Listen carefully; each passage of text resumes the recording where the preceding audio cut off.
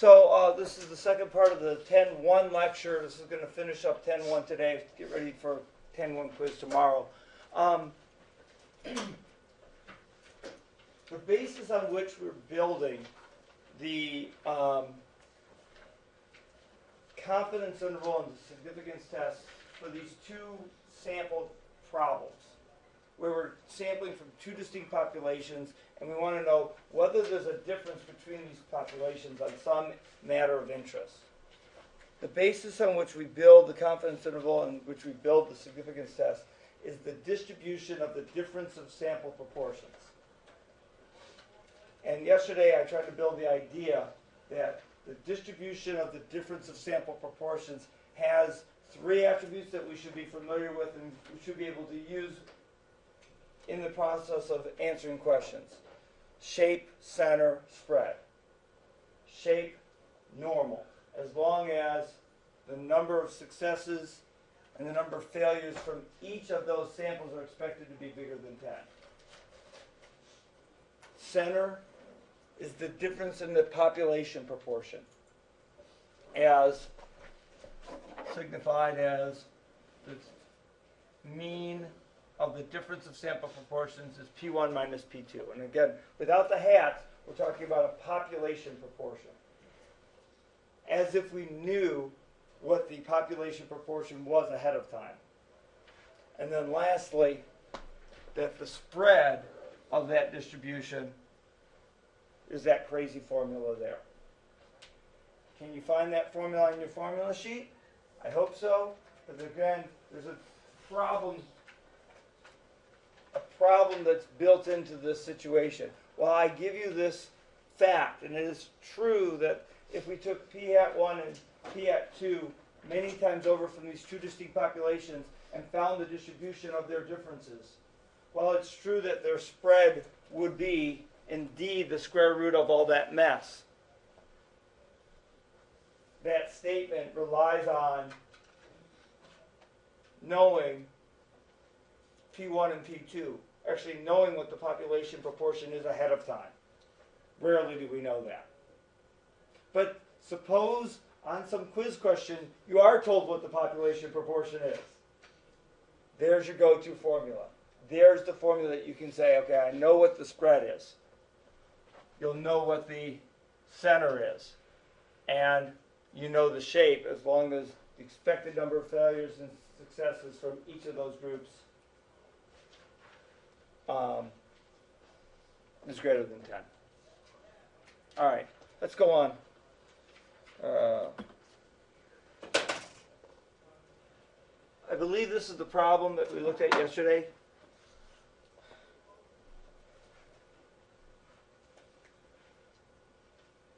We had 70, no, we didn't, no, we did, I started playing around with the idea of movies, right? Okay, so let's look at another set of problems. Let's go through it and let's make sure that we get all these ideas down pat. Okay, suppose there's two large schools, each have more than 2,000 students. In school one, 70% of the students did their homework at night. At the other school, 50% of the students did their homework at night. And then we get a SRS of 100 students from school 1, 200 students from school 2, and we found the proportions of those samples that did their homework.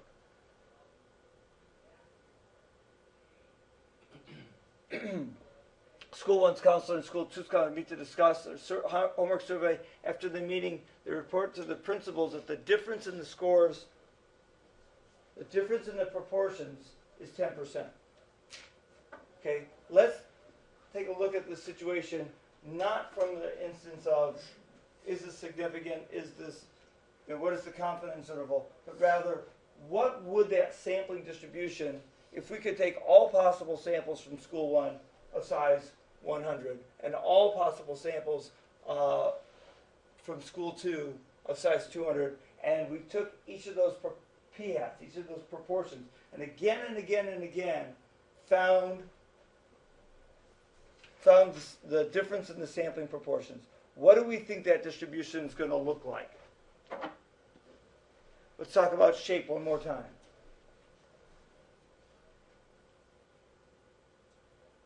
I would like it to be normal. Is it normal?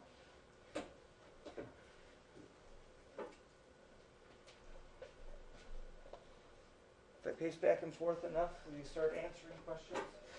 Do we think that the shape of that distribution is normal? If so, why? And if not, why not? Okay. Paul, you've nodded your head. It's greater than 30. Okay. Classic mistake. And it has happened on the last test as well. We've got these two different standards for normals. One of them has to do with the distributions of proportions.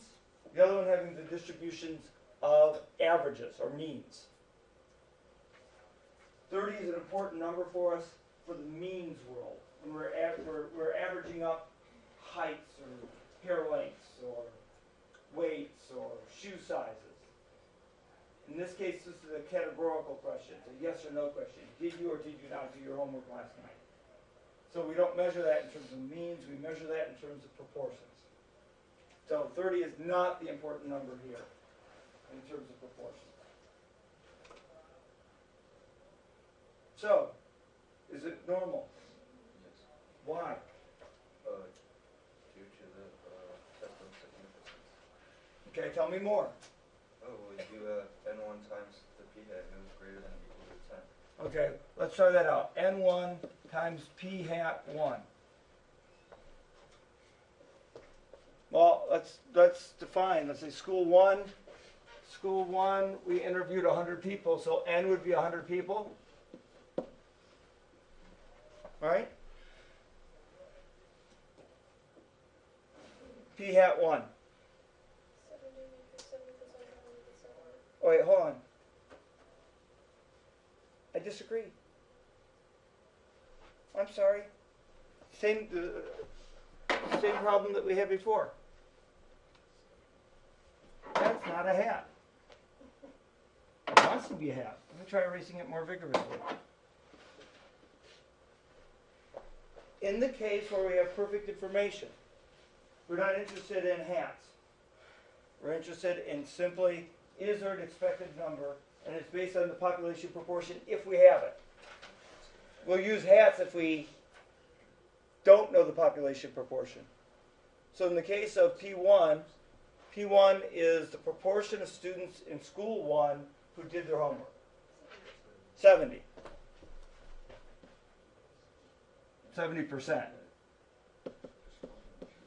So the expected number of kids who did their homework in that school would have been 70, and then we ask what of that number? Are you greater than, not 30, that's the other one.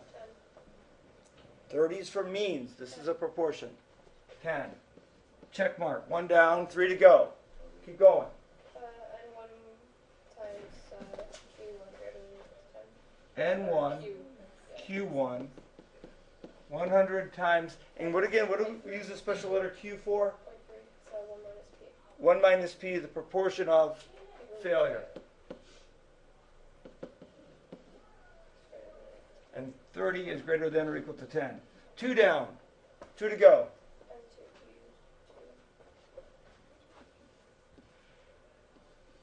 Okay, and Abby, you're done talking for a little bit.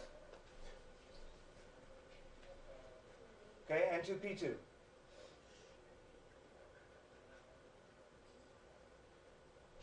times 0.5. 200 because the sample size for school 2 is 200. Excellent. 0.5 because 50% of school 2 students do homework. So is 100 greater than 10? Great. Kyle, you're done talking for a little bit. Next. Next one's the same thing.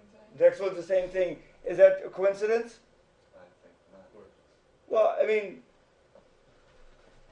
N2Q2 is 200 times 0.5, not because they're supposed to be the same, but because in this particular very rare instance, P and Q are 50%. Okay, so we are done proving. This means, therefore, boy, I cannot write today. Wait, I cannot write ever. Okay, therefore, the shape is normal. All right. So we got shape. What about center? What's that?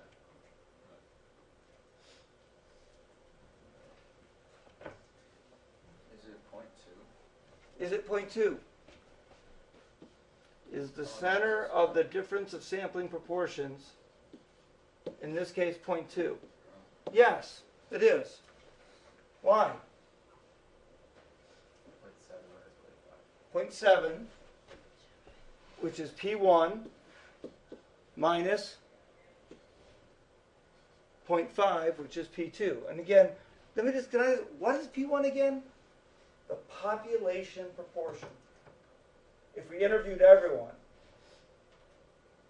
we'd know that 70% of the kids do their homework. So, 2 down. We got shape and we got center. Spread.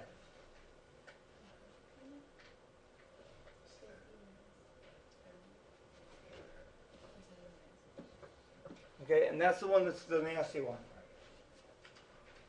That's the one that is the square root of P1 0.7 times Q1 0.3 divided by N 1, which is 100, plus 0.5 P2 times 0.5 Q2 divided by N2. Nasty, isn't it? Are you going to be able to do that on your calculator? If I ask you tomorrow on a quiz, hint, hint.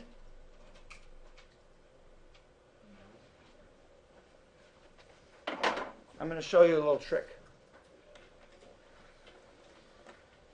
Get out your calculator too. It's really difficult because of the combination of two different because of the combination of two different fractions and a square root to get these numbers and be able to calculate it properly. But again, I'm going to try to have you do this tomorrow, so I really need you to be able to pull it off. So with the new version of the calculator software, you may be aware that when you put square root, it creates a big square root and things all fill up underneath it. There's another little feature that came with the new operating system, the calculator. Sophia, if you're using an 83, you're not going to be able to use this feature. It's not there.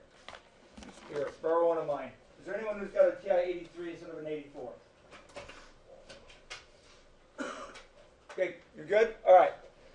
Now, it's hidden. It's a feature that's hidden. But if you press the alpha key, and then press the Y equals key, but in this case it's considered the F1 key, you get this pop-up menu. Now the only thing I want you to do with this pop-up menu is to use option number 1, N divided by D, numerator divided by denominator. And when you do that, you get a little fraction bar. And now it's just a tad bit easier. It's just a tad bit easier to type in 0.7 times 0.3, and then underneath it to type in divided by 100. If I move my arrow over, now I can do my plus, and I can write another fraction. Alpha, again, it's under the Y1 menu, and I want that first option, numerator divided by denominator. 0.5 times 0.5, and then tuck underneath there to get the 200. Okay. Otherwise, you get these massive amounts of parentheses, and it's really hard to make sure the parentheses are balanced and you got the right thing divided by the right thing. And there we go. There's our spread. There's about a 5.7% spread in this distribution of the difference of sample proportions. All right? Let's remember that number for just a second. Okay, the spread, the difference in sample proportions is 0.05758, let's say.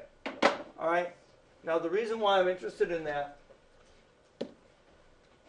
is that in order to get ready for the quiz tomorrow, there's a question that would say something like, you know, they got an outcome of a difference of 10%. On averages, the differences are going to be 20%, like Cody had said. How extremely different is this outcome? How extremely different is this outcome? So I'd like to just do a quick calculation. Here's our normal distribution. Here it is centered at 0.2. Here's the spread of 0.058. Where is their outcome of 10%? Which tail? Upper tail, lower tail? Left, lower tail. So if this is about 6, 12, I don't know, about there. What's the probability they got an answer lower than 10%? Well, this becomes a problem that you've done before. The z-value, 0.1 minus 0.2 divided by the standard deviation of that difference of sample proportions. In this case, we calculated it to be 0.058. So 0.1 divided by 0.058.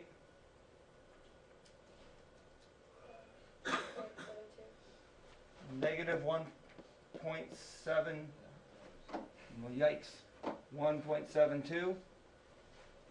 And then, of course, what proportion of the outcomes are smaller than that would be the way that we finish up that problem. How do we get that answer? Go to the tables. Okay, we're looking at negative 1.72. Boom, and boom. Looks like it's 0.0472. 0.0. There we go. Sorry, can't read, can't write. Should be fired. All right. Okay, are we okay with that idea? This distribution has shape, size, shape, center, spread. We can calculate them. All right. Let's go to, we already did that. Okay. On this slide, what do I want you to leave with so that you're ready for tomorrow's quiz? What do we do with confidence? What do we do with samples that we end up collecting? Well, we can do confidence intervals, we can do significance testing, and the formula that's on your formula sheet for confidence intervals stays the same. It's just that we have new things plopping in to these holders. Okay? The statistic that we're looking at is P1 minus P2. The difference in those sample proportions. Plus or minus.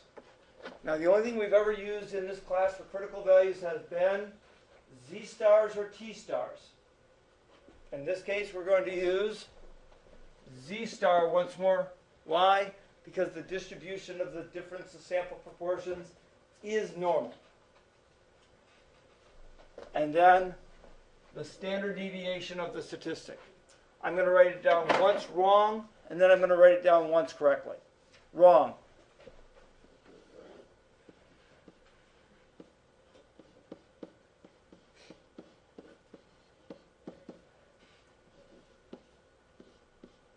Why am I spending time writing things that are wrong?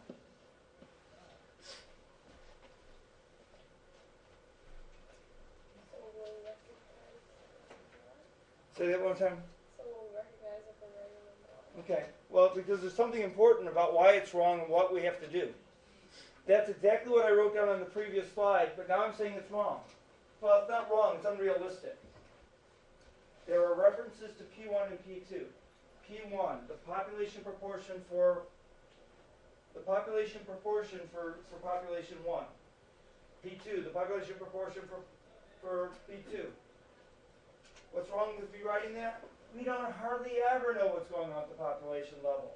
If I'm doing a confidence interval, the very thing I'm investigating is what's going on at the population level between these two groups.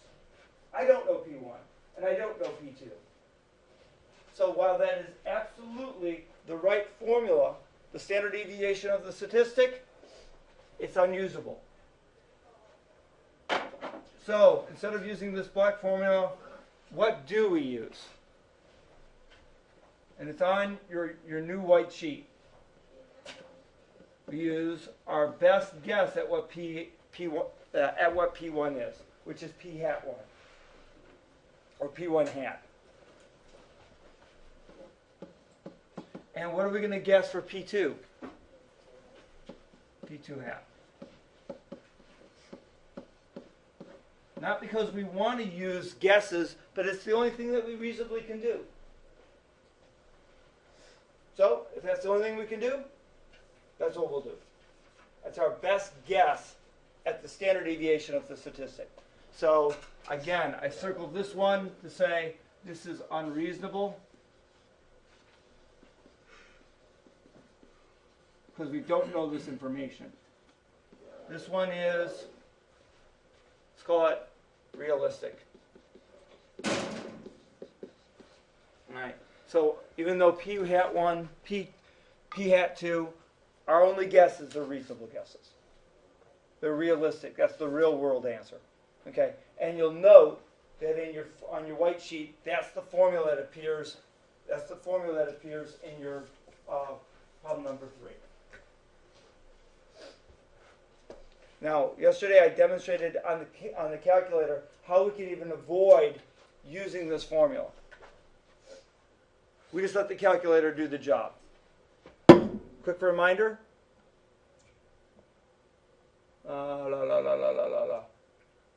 Actually, I'd like to have some data here.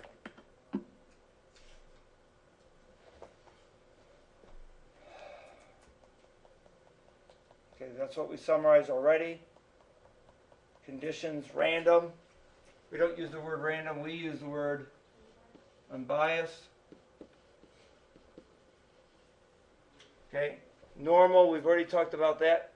Independent. Oh, something new about independent. Would you look out on your white sheet? Would you look and see what it says about independence?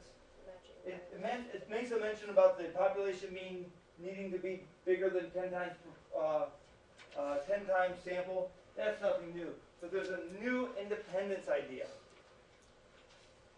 And the new independence idea that's on your white sheet is this.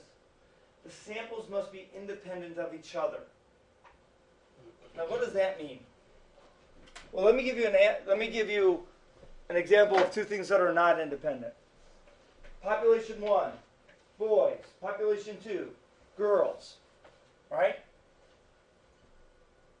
The way I choose my sample is that I choose a random boy, interview them, and I ask them, do you like the movie, what was the movie we looked at yesterday? Legally Blonde.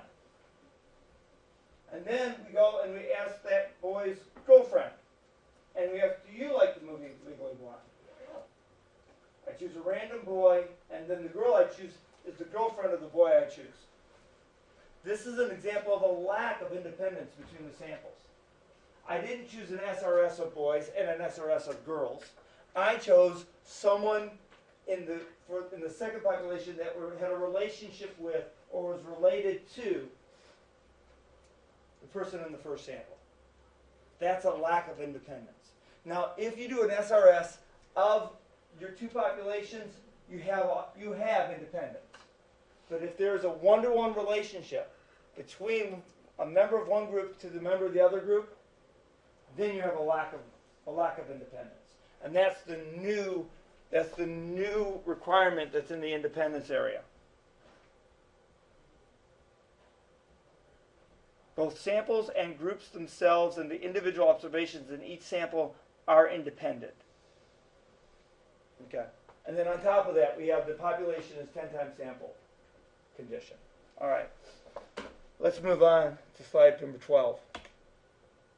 Okay. So as part of the Pew Internet and American Life project, researchers conduct 2 surveys in late 2009. The first survey asked 800 U.S. teens about their use of social media and the Internet. The second survey posed a similar question to a random sample of 2,243 U.S. adults.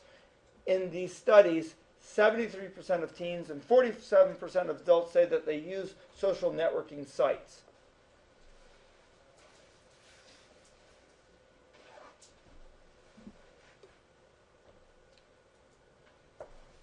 Nate, would you please sit up? Michaela, would you please sit up? Thank you. All right.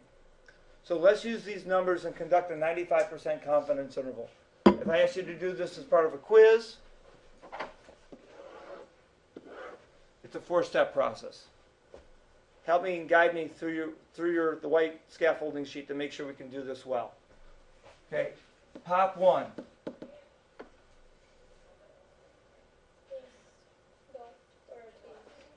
Let's do them in the order they were giving. Let's say that the teens, U.S. teens are first. Pop 2.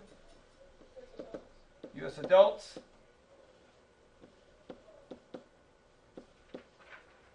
And the parameter that we're interested in is proportion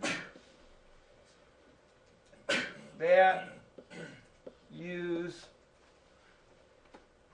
they say social networking sites, i.e. Facebook. Nobody uses MySpace anymore, right? And you guys aren't old enough really to use LinkedIn? You've never heard of LinkedIn? You have heard of LinkedIn? Okay. All right. Is there any other, besides what? Twitter, Tumblr. Actually, I'm not familiar with that one. But let's continue on. All right. So there's our step 1. Population 1, population 2. Two distinct populations. Okay. Conditions. Okay. Unbiased.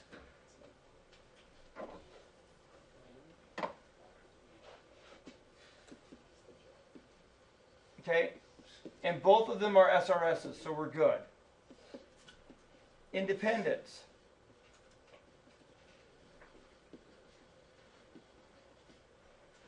Okay, do we think that population 1 is greater than 10 times, how many?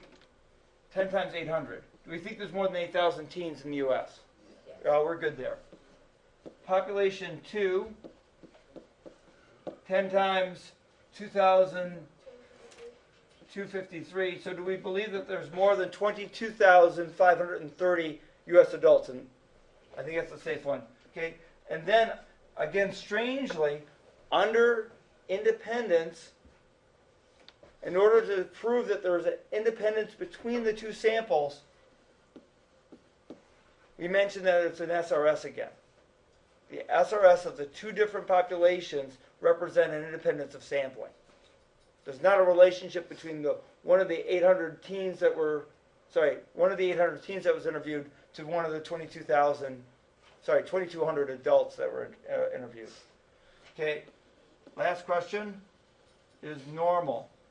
Now, when we talked about this earlier, about the shape of the sampling distribution, we mentioned in particular that it was like N1P1. But that's when we knew what was going on at the population level. Now all we can do is guess. So our conditions become N1 P hat 1. Now, lucky for us, that number is easy to find. Oh, no, it isn't easy to find. It's 73% of 800. I have no idea what that number is. Somewhere in the 570s? 584. So this is 584. That's the number of teens that said yes to the question, they use social media, and that is greater than 10. What about N1 Q1, Q hat 1? Now that's going to be 216, I believe. Okay? In other words, those are the remaining number of the 800 that said no, they don't use social networking, and certainly that number is greater than or equal to 10, so check mark there. How about N2P hat 2? So this is the approximately 1,100 adults that say they use social media, social networking. About 1100? 1059. 1059, close enough? Yeah. Okay, and that's greater than 10. And then N2 Q hat 2 is also approximately 1100, and that's greater than or equal to 10. And I actually want to see all those steps with the numbers written out, not just say, oh yeah, check, check, check, check, check. What do those numbers represent, and why are we interested? Okay, now, let's do this problem on the calculator, because we've already done one of these standard deviations, and it's nasty, right? Right. Calculator. There's a special twist on this version that we need to attack. All right. So what are we calculating? First of all, two separate samples, so it's a two something, It's a 2-prop zero. and it's a 2-prop z interval, which I think these guys said was number like 0, B, way down the list. Yep. 2-prop z int. Oh, let me make this really big so you guys can see it. All right, 2-prop z int. Okay, and now we got a problem. And I want you not to be frustrated when this happens to you tomorrow. Okay? Ready? X1. X1 was the number of successes that we had when we interviewed the teens. Typically, I would say something like it's 73 times the 800. Okay. Oh, it ended up being a whole number. Great. 800 teens were interviewed. This was 47% of 2353. Okay, and this is where there's going to be a problem. You ready? Uh-oh. That number is going to make the calculator choke. I'll show you how that shows up when we try to run it. If we don't do anything, if we said just give us the confidence level based on the 1,058.9 adults who said yes, they use social networking, the calculator is going to say domain error. What does it mean? It means we don't calculate things saying that 9/10 of an adult use social media or social networking. So when we typed in all of that stuff, stats, quit, So it's Stats. rounded up. tests, and then you said a letter B. Yeah. Okay, what we do is that after we do 47% times the sample size, we then round it. This becomes a whole adult now. And we'll get rid of the decimal places. And now it will not gag. Oh, I did. Oh, Because your N1 changed to 0. I saw it. Oh, really? Yeah. That'd be hard to do, wouldn't it? Why did it change to 0? Is that better? No, not 8,000, 800. Is that better? So you think we got it now? All right. So if we do that, we indeed now get a confidence interval, and all I want is you to put that number there. That's all you need to do for the calculation step on this now. That's it. That's it. Can you do that? Can you not be frustrated if you get a domain error and say, oh, all it means is that we need whole numbers? Okay. Now the interpretation. With 95% confidence, I believe that the true difference in proportion of teens that use social networking minus adults that use social networking is between 22.3% and 29.7%. Teens use social networking sites about 30% more often than adults. Sorry, not 30, about 25% more often. But we have this range of values that we think that the true difference in the proportions is. Okay? And we've got the mantra on your scaffolding sheet for you to get down for tomorrow's quiz. Everything okay with that? Nothing new? All right. Let's go on then. No, this is just them doing it, what we did on one page. Okay. Last big idea, and that is the significance test for P1 minus P2. What if we change the question? What if instead of asking, where do we think the difference in proportions between social networking uses between teens and adults? What if we ask the question, do we have enough evidence to suggest that you guys use social networking more than adults? Well, you might look at the previous calculations and say, yeah, we think that the true difference is between 22 and 30%. Of course we have evidence. But of course, we also have this idea of a significance test. In the significance test, we start with the assumption, our H0 assumption is there is no difference. There is no difference. And to say there is no difference can be written in the form P1 minus P2 is equal to 0.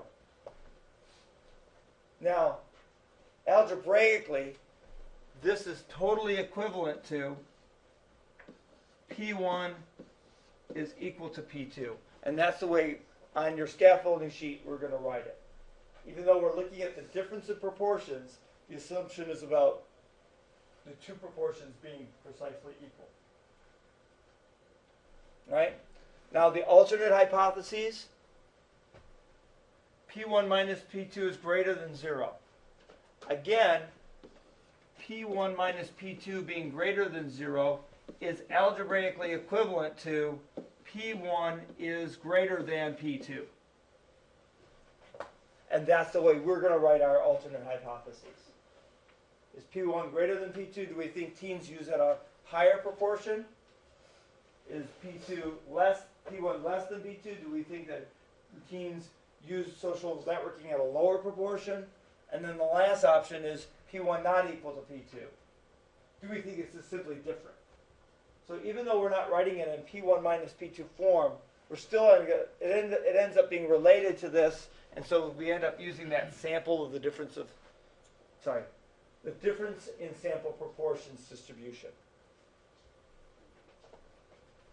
And of course, unbiased, normal, and independent continue to be our conditions. Does anyone need this slide to be up any longer? Okay. Hearing no objections, I am going to go on to slide 15 then. All right. Since we know that the distribution of the difference of sample proportions is normal, our test statistic is going to be a z-value. Now, the z formula has been some statistic minus some mean divided by some standard deviation. Started out x is minus mu, and then later we made it x minus mu over sigma over root n. Well, what's going on here is that the statistic that we were talking about now has now become the difference between those sample proportions. So that is the statistic part. That is the statistic part of the z equation. Minus the mean part.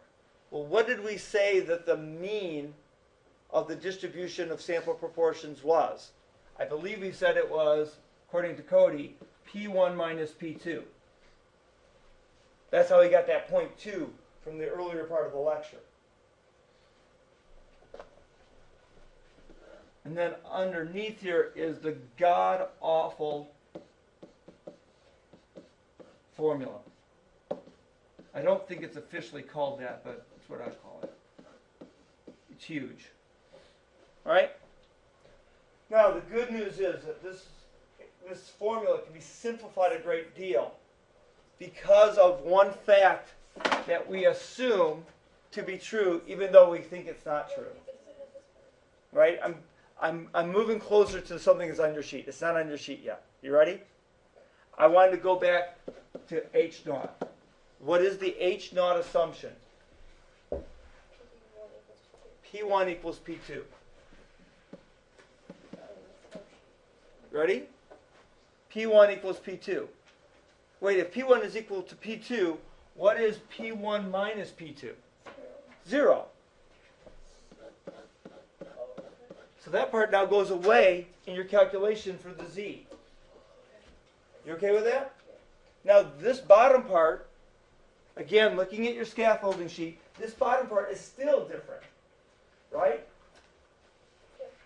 All right, now let's take this assumption, the H0 assumption, H0 assumption of P1 equal P2 to its logical conclusion. The populations on this one thing are not different. All right? Population 1 minus population 2, they're the same number. I don't know what that number is. But my reasonable guess at the population proportion, if I combine these two populations and investigated this thing, my reasonable guess, it's this thing called P hat. Not P1 hat, not P2 hat. A proportion if we took all the people in these populations, combined them together, and found a sample proportion from all of them.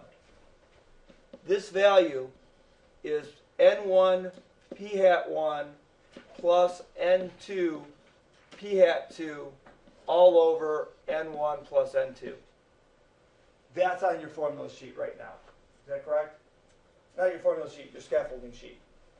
Way down to the bottom where it says P hat equals N1 P hat 1 plus N2 P hat 2 over N1 plus N2. Okay. Again, what does that number represent? It's a sample proportion if we treated not like two separate populations, but one big population. That is a reasonable guess at what the population proportion would be for these combined populations, assuming H0 is true. So, if that's our guess at what P is, this formula becomes a P hat here and a P hat there. It also becomes a Q hat here and a Q hat there. Now that means there's a P hat in both of those fractions, there's a Q hat in both of those fractions. I can factor the P hat out. I can factor the Q hat out. And what remains is that square root. And that's the thing that's on your formula sheet. It's a special idea based on the assumption that P1 and P2 are the same number. Now, go not to your scaffolding sheet, would you please go to your orange formula sheet. Because on the test, of course, you're not going to have access to your scaffolding sheet. I want you to look under the two sample box and take a look at what they say about the distribution of difference of proportions. Special case when P1 equals P2. And what do they say? The square root of P times 1 minus P, there's our what I've written down as P hat Q hat, multiplied by the square root of 1 over N plus 1 over N1 plus 1 over N2. Okay, so do you have to memorize this formula? No, you do not. It's on your formula sheet, but it's written in a code that you need to be able to decipher. That's the bad news. What's the good news? Well, the good news is that the calculator will do this hard calculation all by itself. All right. So if we move on to slide 16,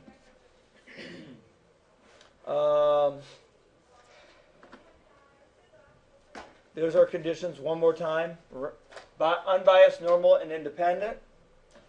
And again, independence of sampling is important. We handle that by making sure that random samples were formed for each of our populations, and there is the formula.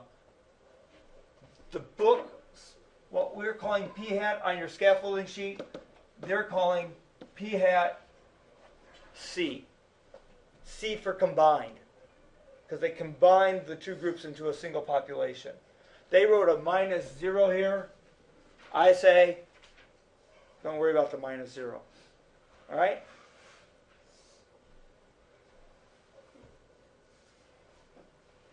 All right, 3 different tests, less than, greater than, not equal to.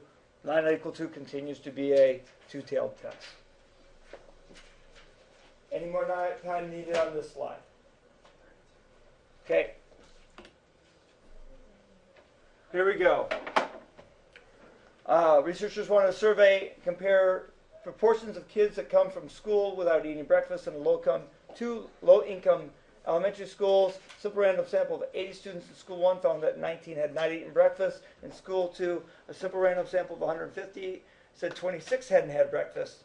More than 1,500 students attend each school. That's important so we can meet our independence clause.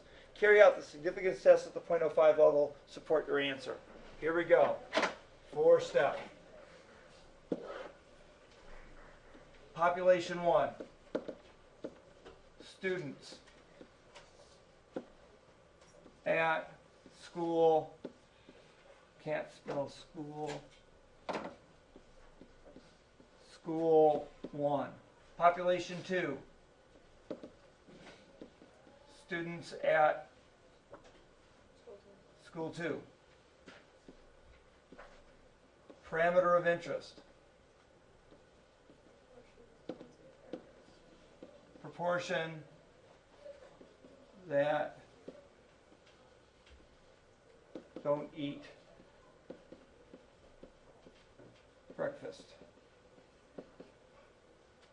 H0. There is no difference. The proportion of the kids that don't eat breakfast at both schools is exactly the same. HA. Is there evidence of a difference? So P1 is not equal to P2. Say that one more time, Abby. P1 is not equal to P2. Does everyone agree?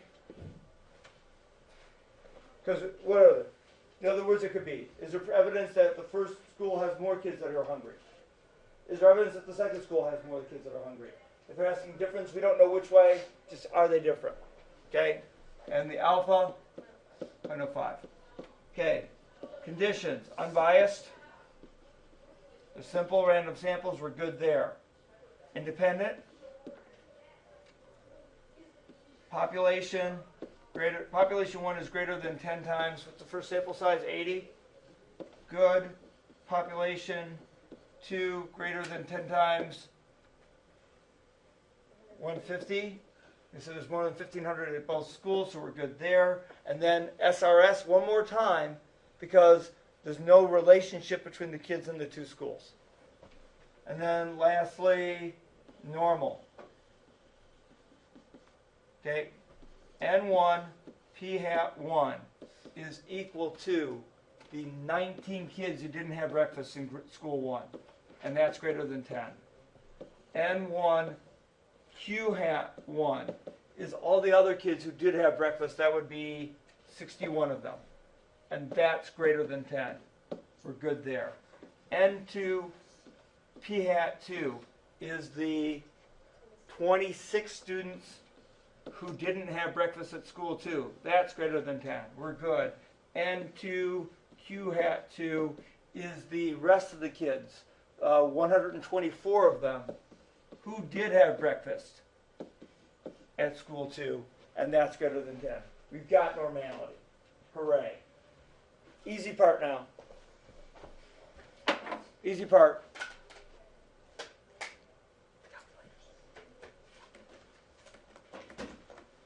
Whoa, that's not what I wanted. That's what I wanted. Okay, so getting out the calculators, let's do it. Stats, tests. We want option number 6 this time, the 2-prop Z test. Let's fill in the blanks. X1 the number of successes we had, which was the number of kids who didn't have breakfast at school 1. Out of how many? 80. X sub 2. What's X sub 2? Evie says it's 26. What do you mean 26? Kids who are in the proportion in school 2 that we're interested in. 26 kids not eating breakfast out of 150. Our alternate hypothesis, is there a difference? Don't know which way. Is there any difference? And there are the numbers.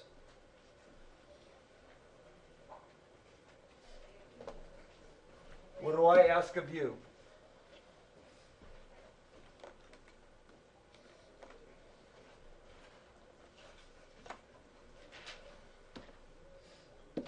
What I ask of you is to say that the sample, the test statistic, is 1.17. And now you have to be able to write the probability statement. This is two-tailed, so it's the probability that the absolute value of z is greater than 1.17. And then we have to pull the p-value off of the screen. It is right there. 0.243. The calculation part becomes the easy part. Okay, interpretation time. Mantra time. Because the p-value of 0.24 is larger than the alpha value of 0.05, we failed to reject H0. There is insufficient evidence to suggest that the proportion of kids at school 1 that don't eat breakfast is different than the proportion of kids in school 2 that don't get breakfast. We solid? Straightforward? Formulas are now perhaps a little bit less of a mystery? Perhaps? All right. Well, that, I believe, concludes the things that I needed to say about section 10.1. Tomorrow you have a 10.1 quiz about the things that we just finished up on. All right? Make sure you bring your scaffolding sheet.